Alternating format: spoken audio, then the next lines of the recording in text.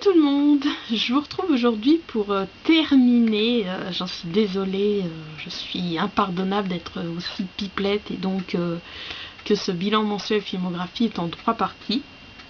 Donc voilà, je reviens aujourd'hui donc pour terminer de vous le présenter dans cette 3e partie.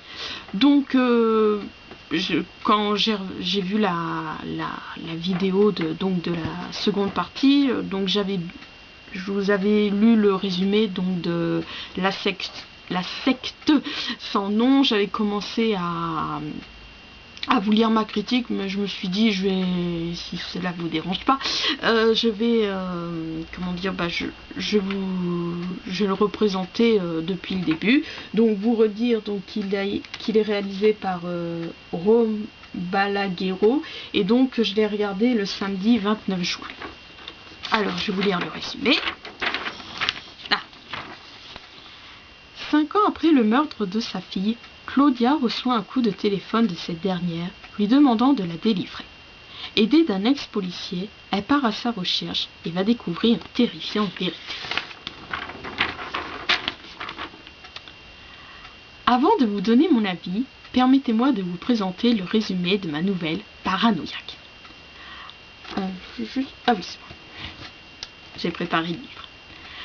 À l'aube du dimanche 10 novembre 2013, un trentenaire erre tout près de la forêt de Montargis. C'est Johan Chabot, l'animateur chouchou du jeu Passe-Passe. Accueilli par l'enquêtrice Lola Katzefli, il relate qu'il a été enlevé à la sortie de son travail, conduit jusqu'à cette forêt où là, après un arrêt, on l'a frappé puis violé pour avoir tenté de se sauver. Mais Lola est dubitative. Si les ecchymoses sont bien présentes, et l'examen médical révèle qu'il y a eu pénétration, l'endroit que dépeint Johan, où il a été séquestré, est inexistant. Et donc, pour décrire cet énigmatique lieu, donc je me suis inspirée, comme j'avais commencé à vous présenter. Ah oui, c'est bon. Oh, je suis désolée, c'est vraiment plus fort que moi. Donc, je vous avais présenté donc le roman de Philippe Barbeau et Roger Julen, donc Le Château de tous les dangers. Et donc, voilà, je me suis inspirée donc du château que vous voyez derrière, donc qui c'est illustré par Thierry Alba. Et donc voilà, ça m'a donné envie comment dire, d'aller à la recherche, si je pourrais dire, non mais de découvrir d'autres livres qui ont ce thème des sectes, parce que je vous ai expliqué donc voilà que j'étais passionnée également par les histoires donc qui évoquent ce thème. Et donc parmi les livres que le site Babelio proposait, donc j'ai vu le livre donc de Ramsey Campbell, donc la secte sans nom, pardon, sans nom. Et voilà, ce titre me disait quelque chose, mais après sur le coup je pensais pas que, pourtant il y en a eu plein, hein, des adaptations, tout ça, mais sur le coup ça pas fait tic dans ma tête, parce qu'en fait je crois que de la secte sans nom, j'avais en image que l'affiche du film, mais voilà, j'avais été jamais curieuse de connaître son résumé. Et donc voilà, comme je connaissais pas son histoire, j'avais pas fait le rapprochement, parce que voilà, je sais qu'il y a des livres ou même des films où les titres sont les mêmes des fois,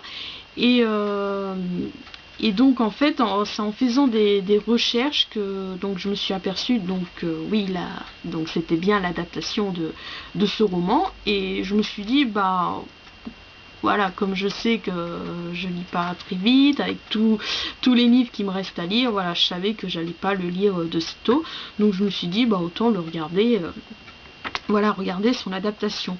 Et pourtant voilà, je sais que comment dire, comme on dit tout le temps, le livre est toujours mieux que le film, mais bon, que voulez-vous, enfin j'imagine, surtout là l'histoire, voilà quoi. Je suppose que le livre est plus prenant, parce que le film il est prenant, mais voilà, tout comme Le Village, dès le début on est pris dedans, mais après pouf, pareil, ça s'essouffle rapidement. Et donc pour moi, donc comme je vous disais, je faisais référence au livre, bien que je ne l'ai pas lu, mais pour moi il est intéressant, mais je sais pas pourquoi, dans le film, bah, m'a paru pas assez approfondi. Et voilà, et puis très vite... ah oui, aussi également, ce qui m'a déçu, c'est que en fait, je pensais que c'était comment dire, une adaptation américaine, et en fait non, c'est un film espagnol.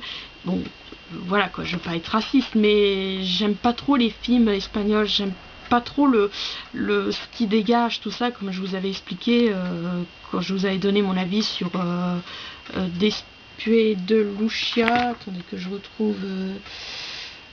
Despue de Lucia. Et ouais, j'aime pas trop ce qui dégage tout ça, et donc voilà, donc déjà je m'attendais pas que c'était un film espagnol, et je m'attendais donc pas à ce que le film aille sous cet angle, et voilà, petit à petit j'ai commencé à m'ennuyer, les personnages, voilà, hormis comment il s'appelle, donc le jeune journaliste Kiroka, donc voilà, hormis lui, les deux autres, donc le flic et puis donc Claudia, ils ont pas réussi à m'intéresser, et voilà quoi, je me suis ennuyée, et puis ah oui, et puis en plus j'ai trouvé que durant les 15 dernières minutes, le scénario, les dialogues, pardon, décidément, les dialogues volaient pareil, pas bien haut, et puis la fin, je l'ai trouvé ridicule. Voilà, donc encore une fois, c'est une déception. Et le dernier film que j'ai vu, donc c'est À bout portant, donc réalisé par Fred Cavaillé, donc je l'ai regardé lors de sa diffusion le dimanche 30 juin, donc quand je l'avais vu sur le programme, tout ça, je disais oui, le scénario a l'air pas mal, donc ma mère a dit ah oui oui il est bien, tout ça, enfin bref. Donc je vais vous lire l'histoire. Tout va pour le mieux pour Samuel et Nadia. Lui est bientôt infirmier et elle attend son premier enfant. Mais tout bascule lorsque Nadia se fait kidnapper sous l'œil impuissant de Samuel. À son réveil, son portable retentit.